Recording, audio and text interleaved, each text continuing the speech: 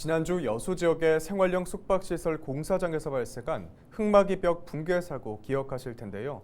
당시 공사 작업이 끝난 상황이라 인명피해는 없었지만 인근 주민과 상인들이 긴급 대피할 만큼 아찔한 순간이었습니다. 여수시는 원인 규명을 위한 조사단을 꾸리고 안전 검증을 실시하겠다고 밝혔는데요. 송하영 기자가 보도합니다. 지난 2일 흙막이 벽 붕괴 사고가 발생한 여수 웅천동의 한 공사 현장.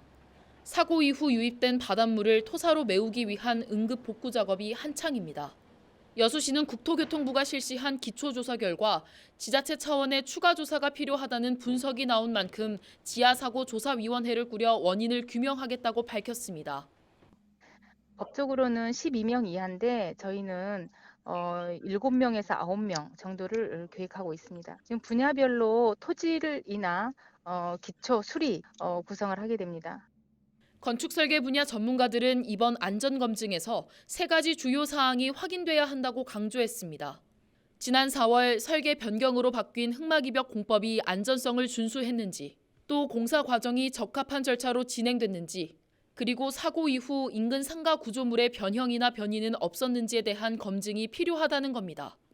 본격적인 조사위원회 가동을 앞두고 인근 상인들 역시 추가 조사에 촉각을 곤두세웠습니다.